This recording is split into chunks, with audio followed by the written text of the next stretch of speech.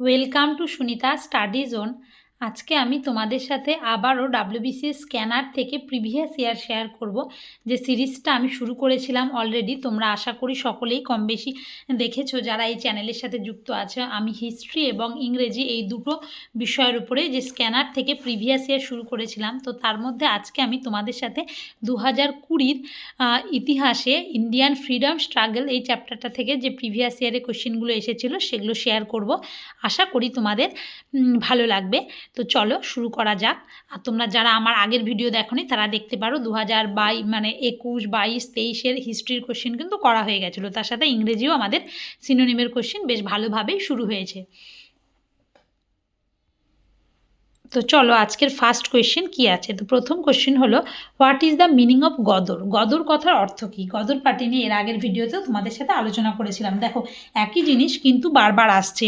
মানে হয় আসছে যে গদর পার্টি কবে তৈরি হয়েছে, কিংবা কোথায় তৈরি হয়েছে, কিংবা কে তৈরি করেছে, আর এখানে এসেছে গদর কথার অর্থ কী। তো আমি কিন্তু ওই একটা টপিক ধরলেই চেষ্টা করি আমি যেটুকু জানি তো সেটুকু তোমাদের সাথে শেয়ার করার। মানে একটা টপিকে থেকে কত রকমের কোয়েশ্চেন আসে সেটা যদি আলোচনা করি তাহলে ওই টপিক থেকে যে প্রশ্নই আসুক না কেন আমরা কিন্তু পারবো। তো এখানে গদর কথার অর্থ হলো রিভল্ট বা বিপ্লব। এটা আমি এর আগে তোমাদের বলেছিলাম। সেখানে ছিল গদর পার্টি কে তৈরি করে বা কবে তৈরি হয়, কোথায় তৈরি হয়েছিল, এই রিলেটেড কোয়েশ্চেন ছিল। তো গদর কথার অর্থ রিভল্ট বা বিপ্লব। আর এটা কি, এটা গদর পার্টির একটা জার্নালের নাম হলো গদর। তো গদর পার্টি কবে তৈরি হয়, কোথায় তৈরি হয়? 1913 সালে ইউএসের সান ফ্রান্সিসকোতে তৈরি হয়েছিল এই গদর পার্টিটা। গদর পার্টির যে ফাউন্ডার যদি বলেন যে কে, তাহলে লালা হরদয়াল, উনি ছিলেন গদর পার্টির ফাউন্ডার। আর প্রেসিডেন্ট হলে হবে সোহান সিং ভাকনা। ভীষণ ইম্পর্টেন্ট কোয়েশ্চেন। এবার নেক্সট বলছে, when the first independence day was celebrated? প্রথম ইন্ডিপেন্ডেন্স ডে বা প্রথম স্বাধীনতা দিবস কবে পালন করা হয়? তাহলে প্রথম স্বাধীনতা দিবস কবে পালন করা হয়েছিল? একদম ফার্স্ট যখন স্বাধীনতা দিবস হয় সেটা পালন করা হয়েছিল 26শে জানুয়ারি 1930। কারণ এর আগে 1929 সালে লাহোর সেশন হয়েছিল, যেখানকার প্রেসিডেন্ট ছিলেন জওহরলাল নেহেরু। সেই সেশনে পূর্ণ স্বরাজ রেজলিউশন নেওয়া হয়েছিল।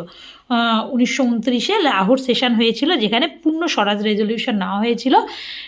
সেখানে তখন জওহরলাল নেহেরু ছিলেন, আরও অনেকে ছিলেন। সেখানে পাঞ্জাবের যে রাভি নদীর তীর হয়, সেই রাভি নদীর তীরে মানে ভারতের যে ট্রাই কালার সেটা উত্তোলন করা হয়েছিল। এবং সেই রিলেটেড ওই লাহোর সেশন, ওই তারপরে জওহরলাল নেহেরু সকল মিলে মানে ডিসাইড করলেন যে 26শে জানুয়ারি ইন্ডিপেন্ডেন্স ডে হিসাবে পালন করা হবে। তো তারপরে তো পরে চেঞ্জ হয়ে গেল, 15ই আগস্ট পালন করা হলো। তো 26শে জানুয়ারি কিন্তু প্রথম 1930 সালে ইন্ডিপেন্ডেন্স ডে পালন করা হয়েছিল। আর এই 26শে জানুয়ারির দিনটাকে স্মরণ করে রাখার জন্যই কিন্তু 26শে জানুয়ারি রিপাবলিক ডে বা প্রজাতন্ত্র দিবস পালন করা হয়। Next question, the cabinet mission came to India in which year? কবে এসেছিল ক্যাবিনেট মিশন ভারতবর্ষে? এসেছিল 1946 সালে। 1946-এর মার্চ মাসে, সম্ভবত 24শে মার্চ ক্যাবিনেট মিশন এসেছিল। তো ক্যাবিনেট মিশন কেন এসেছিল? তার উদ্দেশ্যই ছিল, দেখো 47-এ ভারত স্বাধীনতা লাভ করে, 46-এ আসলো। তার মানে কি, পাওয়ার ট্রান্সফার। ব্রিটিশার্সরা এতদিন ধরে এখানে রাজত্ব করে গেল, সে পাওয়ার ট্রান্সফার করার জন্য, কিংবা ইন্ডিয়ার কনস্টিটিউশনটা কীরকম হবে সেই রিলেটেড আলোচনার জন্য ক্যাবিনেট মিশন এসেছিল মার্চ 1946। খুব ইম্পর্টেন্ট কোয়েশ্চেন। এবার কয়জন মেম্বার ছিল ক্যাবিনেট মিশনের? 3 জন। নাম্বার 1 কে ছিল, নাম্বার 2 আর নাম্বার 3, 3 জন মেম্বার ছিল। তো ক্যাবিনেট মিশনের ওই 3 জন মেম্বারের নাম কি? খুব ইম্পর্টেন্ট কোয়েশ্চেন। ক্যাবিনেট মেম্বারের প্রথম যে পদ দেখিয়েছিলেন প্যাথিক লরেন্স, আর তারপরে এভি আলেকজান্ডার এবং স্ট্যাফোর্ড ক্রিপস, এই 3 জন মেম্বার। আমি আর এখন লিখছি না, মুখে বলে দিচ্ছি। তোমরা আশা করি অনেকে জানো, আবার অনেকে জানো না। তো প্যাথিক লরেন্স যিনি ছিলেন তিনি পদ দেখিয়েছেন, মানে তিনি হেড ছিলেন। এটাও আসে কিন্তু বিসিএসে কিংবা অন্য যে কোনো পরীক্ষায়। প্যাথিক লরেন্স, এভি আলেকজান্ডার এবং স্ট্যাফোর্ড ক্রিপস। আর লক্ষ্য তো বললাম যে ক্ষেত্রে পাওয়ার ট্রান্সফার এবং কনস্টিটিউশন কেমন হবে সেই রিলেটেড। তো এই যে ক্যাবিনেট মিশন অনুযায়ী তারপরে এখানে কি করলো, এসে কনস্টিটিউয়েন্ট অ্যাসেম্বলি। ক্যাবিনেট মিশন প্রথমত কনস্টিটিউয়েন্ট অ্যাসেম্বলি তৈরি করলো, আর দ্বিতীয়ত ইন্টিরিম গভর্নমেন্ট। এই দুটো তৈরির কথা কিন্তু বলা হয়েছিল।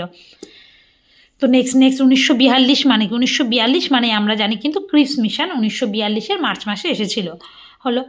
আর 1945 কী জন্য ইম্পর্টেন্ট? 1945 অনেক কিছুর জন্য, যেমন সিমলা প্যাক্ট 1945। তারপরে 1940 আগস্ট অফার যেটা হলো সেটা 1940, ডোমিনিয়ন স্ট্যাটাস রিলেটেড। এরকম সিমলা প্যাক্টের সময় লর্ড ওয়াভেল ছিল। তো হিস্ট্রিতে যে কোনো সাল দেখলেই আমাদের চেষ্টা করতে হবে যে সেই রিলেটেড আলোচনাটা একটু করার, তাহলে কিন্তু সুবিধা হয়। মানে তোমরা যদি সাল ওয়াইজ পড়ো। এবার next, who led the Bardoli movement? Bardoli মুভমেন্টটা কে লেড করেছিল বা কে নেতা ছিল? বরদৌলি মানে কি সর্দার বল্লভভাই প্যাটেল, বরদৌলি মুভমেন্ট। উনি কী রিলেটেড, এইটা কিন্তু পিজেন্ট একটা মুভমেন্ট, যে সে সময় মানে গুজরাটের বরদৌলি এই রিজিয়নটাই কিন্তু অনেক দুর্ভিক্ষ চলছিল, তো তার মধ্যেও ল্যান্ড রেভিনিউ বাড়িয়ে দেওয়া হয়েছিল, তো ওইটা নিয়ে ল্যান্ড রেভিনিউ হাইক বা ট্যাক্স হাইক, সেইটাকে নিয়েই বরদৌলি সত্যাগ্রহ হয়েছিল, 1928 সালে হয়েছিল। এবং সেখানে বল্লভভাই প্যাটেল লিডার ছিল।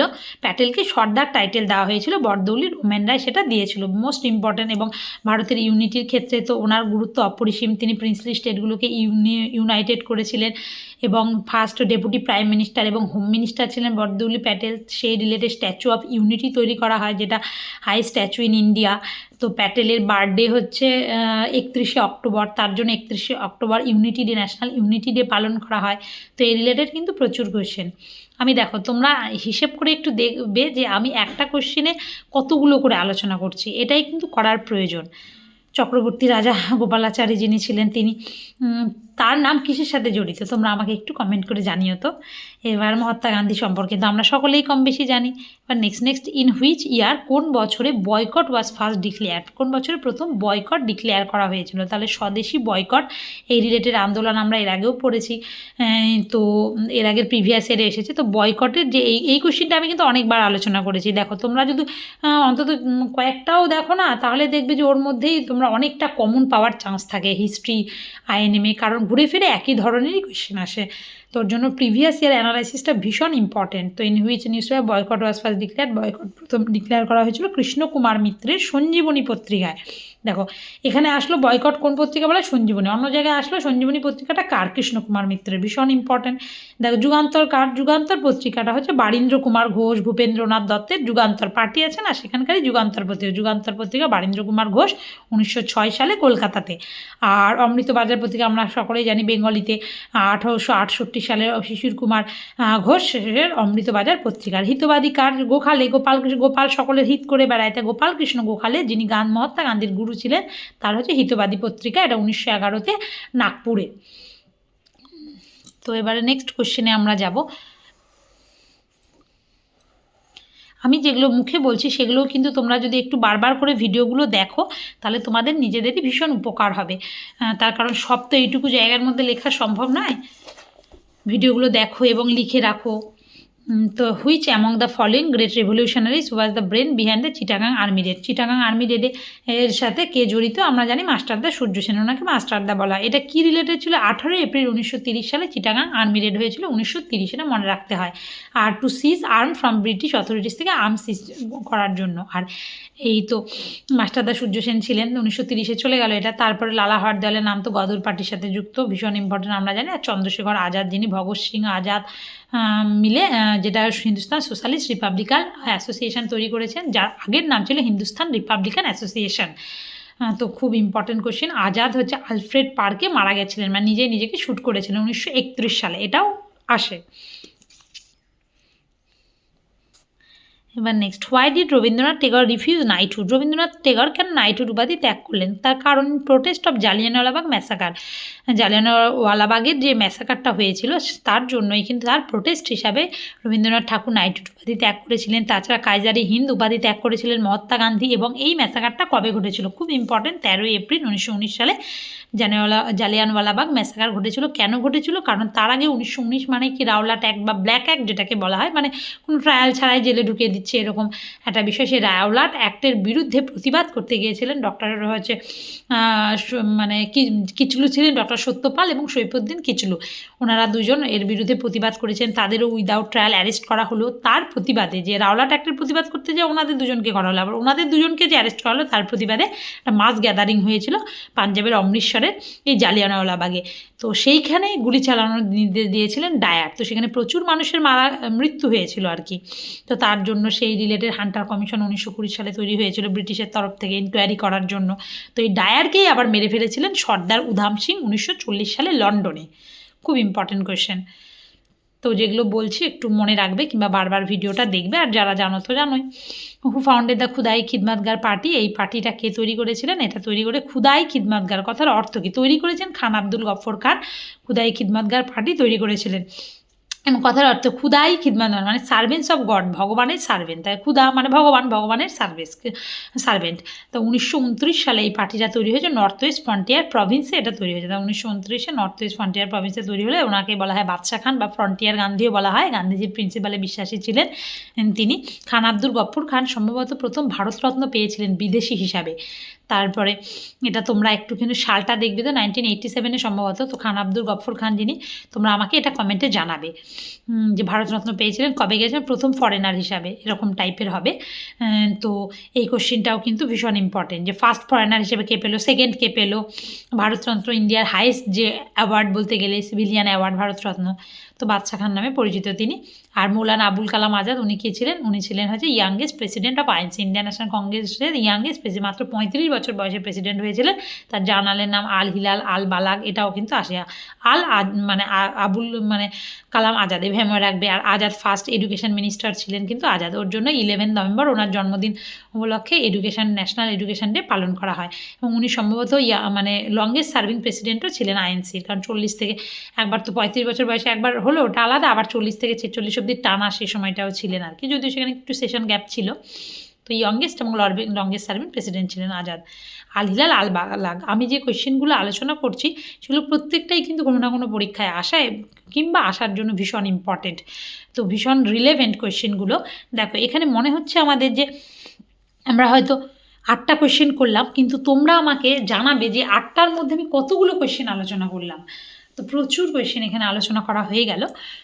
তো আশা করছি তোমাদের এই সিরিজগুলো ভালো লাগছে, কেমন লাগছে জানিও। আর আমি এইভাবেই হিস্ট্রি এবং ইংলিশকে প্যারালালি কমপ্লিট করবো কিনা, তোমাদের ভালো লাগছে কিনা সে বিষয়ে জানিও। তারপরে আমি ধীরে ধীরে জিওগ্রাফি, সায়েন্স, অন্যান্য সাবজেক্টগুলো কিন্তু চেষ্টা করব। আবার তারপরে যে টপিকগুলো কমপ্লিট হয়ে গেলে পুরো টপিকটার উপরে আবার ধর 1 ঘন্টা 2 ঘন্টার একটা ভিডিও দিলাম, তাহলে একটা টপিক একটা ভিডিওর মধ্যে কভার করা থাকবে। সেটা আমারও পরবর্তীকালে নিজের জন্য ভীষণ সুবিধা হবে দেখা, এবং তোমাদের ক্ষেত্রেও আশা করি হেল্পফুল হবে। তো আমার তো আপাতত এইরকমই প্ল্যান রয়েছে। তো তোমরা কীভাবে মানে কীরকম রিলেটেড ভিডিও দেখতে চাও আমাকে একটু জানিও, কিংবা আমি যেগুলো কন্টিনিউ করছি সেগুলো তোমাদের ভালো লাগছে কি না। তার পাশাপাশি আমি এসএসসির গ্রুপ সির যে প্র্যাকটিস সেট রয়েছে লীলা রয়ের, তো সেই বইটার রিভিউ তোমাদের সাথে শেয়ার করেছিলাম, এবং সেখান থেকে 2016-তে এসএসসির প্রিভিয়াস জিকে কোয়েশ্চেনও কিন্তু আলোচনা করেছি। তোমরা যারা দেখোনি অবশ্যই আগের ভিডিও দেখে নিতে পারো। তো আজকের মতো এইটুকুই, থ্যাংক ইউ।